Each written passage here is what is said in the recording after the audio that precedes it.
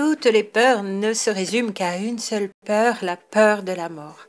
Et la peur de souffrir avec le mental égo qui se débat dans tous les sens justement pour ne pas souffrir, n'y fait pas exception. Voyons en 3 parties donc comment se présente la peur de souffrir liée à la peur de perdre, pourquoi elle se manifeste et nous occupe, notamment à un moment particulier du parcours, et comment la soulager après en avoir visé le fonctionnement et discerné les origines. Bienvenue à toutes et à tous, c'est Linaël, thérapeute depuis 25 ans en approche globale et systémique, ex-profil Chaser Yang.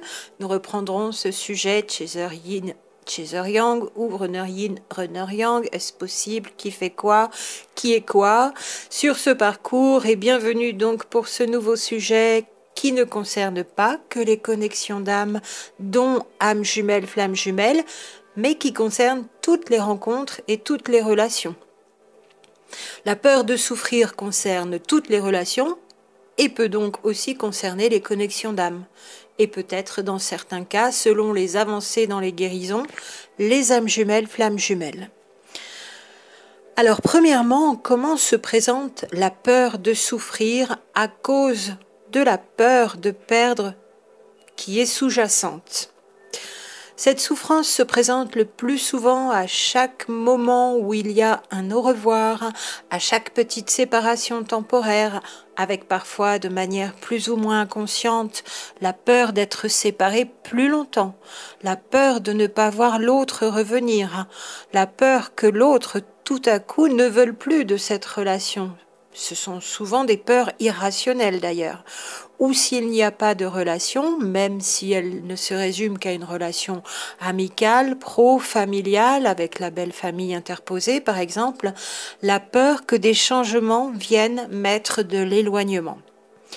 Le fait d'avoir trouvé un amour si fort alors qu'auparavant, dans toutes les autres expériences relationnelles et toutes les autres rencontres, cela n'avait eu aucune commune mesure, eh bien, ce fait d'avoir trouvé cet amour qui nous a investi, infusé, transformé, peut renforcer la peur de perdre et donc la peur de souffrir. La voilà, la peur de souffrir. Le cœur s'est ouvert en grand, au travers du corps d'énergie, des chakras, des corps subtils, du chakra du cœur. Et si l'expérience en restait à cette sensation très nourrissante, alors tout se passerait bien. Il n'y aurait pas cette peur qui viendrait ternir le paysage. Il y aurait juste à savourer l'instant présent, dans la félicité de chaque moment. Seulement, l'ego souffrant, affublé de toutes ses mémoires et traumas, vient s'en mêler. Et c'est là que commence le bazar, un peu ou beaucoup. Encore une fois, la manifestation de cette peur de souffrir est la manifestation du mental qui est soit ramené dans le passé ou qui est alors en projection dans l'avenir par anticipation avec toutes les inquiétudes qui viennent se greffer. Et c'est la peur de perdre qui amène la peur de souffrir. Alors deuxièmement, pourquoi cette peur de souffrir peut occuper si fort l'individu de manière incontrôlée et incontrôlable, de manière réflexe on pourrait dire. Puisque c'est la peur de perdre qui amène la peur de souffrir. Cela nous amène directement au manque affectif de toute une vie, particulièrement engrammé dans l'enfance, voire même à la naissance, voire même en périnatale, voire même en mémoire intra-utérine dans certains cas. Si l'enfant n'a pas été désiré, si la grossesse n'a même pas été détectée, ou encore s'il y a un déni de grossesse. Ou alors s'il y a un dernier enfant et que ça va faire beaucoup, ou il y a aussi ce que j'appelle l'enfant prison, qui est celui qui arrive peut-être déjà dans une famille où il y a plusieurs enfants, 3, 4 et plus, et qui vient verrouiller une union qui battait de l'aile et là où la maman, par exemple, aurait eu envie de se séparer. Vous voyez qu'il y a déjà là des peurs et du manque d'affection qui peut être ressenti par le bébé, par le fœtus. Et nous n'avons pas toutes et tous la même histoire, la même famille, le même vécu bien sûr, et à tous ceux qui se sont ajoutés dans une vie de ces manques et de ces vides affectifs viennent se cumuler peut-être aussi les mémoires d'histoire de karma, les mémoires karmiques donc tous ces manques, tous ces vides, toutes ces carences, toutes ces absences ont pu engendrer un syndrome de dépendance affective qui n'est autre que le mécanisme de protection de la blessure d'abandon. La peur de souffrir est donc bien liée à la blessure d'abandon et n'est autre qu'un symptôme de la dépendance affective. Un des nombreux symptômes, il y en a encore d'autres. Et vous avez encore une fois les vidéos de la chaîne qui traitent des 5 blessures si vous avez besoin de reprendre le sujet. Blessures non pas de l'âme mais de l'ego, je confirme tout le temps la modification, je ne parle pas de blessure de l'âme mais de l'ego. L'âme est immatérielle, elle n'a pas de sentiment ni de mental, donc elle ne souffre pas, donc elle n'a pas de blessure. La blessure d'abandon se réveille dans l'enfance entre 1 et 3 ans avec le parent du sexe opposé. Et sa plus grande peur, la connaissez-vous? Savez-vous quelle est la plus grande peur associée à la blessure d'abandon? Si vous la connaissez, mettez-moi ça dans les commentaires. Je pense que ce sera intéressant de voir si vous faites le lien entre le mécanisme, la blessure et la plus grande peur associée à cette blessure.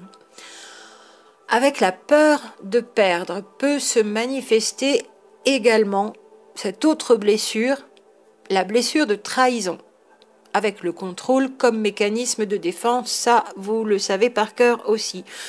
Ces deux blessures, abandon et trahison, sont liées. Et dans les duos âme jumelle, flamme jumelle, avant même la rencontre, et bien avant la reconnexion aussi, il y a là des correspondances très spécifiques entre les deux profils du duo runner-chaser, qui ne sont pas que des moitiés d'âme complémentaires, j'en profite pour le rappeler aussi, là non plus, l'âme immatérielle n'est pas un gâteau que l'on coupe en deux. Il est à noter que cette peur de souffrir porte elle-même une vibration, la vibration de la peur. Et que cette vibration de la peur a pour effet, sans même qu'on s'en aperçoive, d'éloigner l'autre, qui ne se rapproche, qui ne se rapprochera que s'ils sont plutôt vibrations d'amour, de plénitude, de complétude chez nous, chez vous, chez l'autre. Et non pas vibration de peur, dans les projections, dans les attentes, qui mettraient la pression sur l'autre. Et qui mettent la pression sur soi-même d'ailleurs là aussi. Voilà pour comment cette peur de souffrir occupe l'individu et pourquoi. Comment la guérir donc, cette peur de souffrir?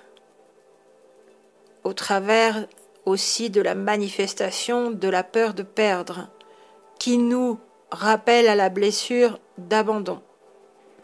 Eh bien, tout simplement en guérissant cette blessure d'abandon, la fameuse, comme abordée sur la chaîne là aussi, comment guérir la blessure d'abandon, sachant que particulièrement chez les flammes jumelles, moins chez les âmes jumelles, elle est très souvent guérie avant la rencontre, cette blessure d'abandon.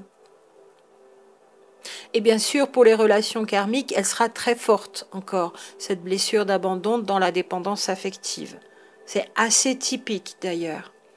Et elle est encore présente bien sûr chez les âmes sœurs, mais là, moi je ne les vois pas puisqu'elles ne viennent pas me voir, puisque les duos d'âmes sœurs sont collés l'un à l'autre, ces pôles s'entraident, collés l'un à l'autre du premier jour d'ailleurs, et n'ont pas de problématique de ne pas pouvoir tout de suite enclencher une relation proche, sinon harmonieuse.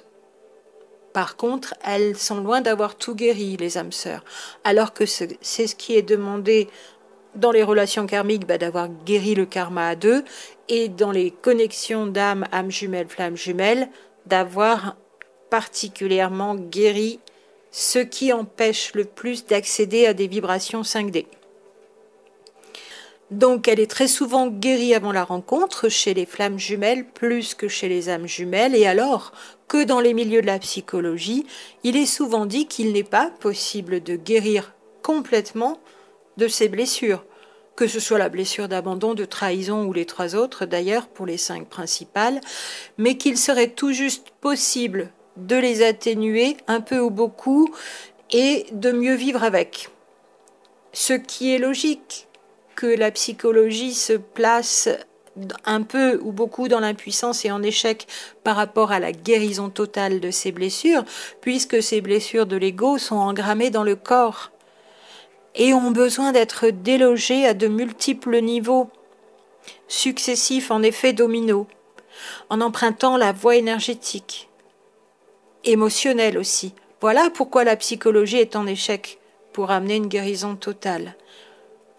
À noter aussi que ni l'hypnose, ni la PNL, ni le MDR ne peuvent en venir à bout, ni le FT d'ailleurs, puisque pour l'une, elle opère sur le subconscient, l'hypnose, et les mémoires de souffrance de l'ego sont dans l'inconscient. On rappelle que dans la psyché, il y a 3 parties, conscient, subconscient, inconscient. Les mémoires de souffrance sont dans l'inconscient, la boîte noire. L'hypnose opère sur le subconscient, la partie intermédiaire, et notamment pour aider à modifier des comportements néfastes, délétères. L'inconscient n'est pas dans le cerveau. De plus, la seconde, elle, la PNL, opère pour reprogrammer sans avoir déprogrammé. Et la dernière, le MDR, traite ce qu'on appelle en anglais le PTSD et en français le stress post-traumatique, donc pour la traduction, stress post-traumatique suite à un événement connu, vécu, connu, ayant entraîné un stress, un trauma qui devient traumatisme sur le long cours.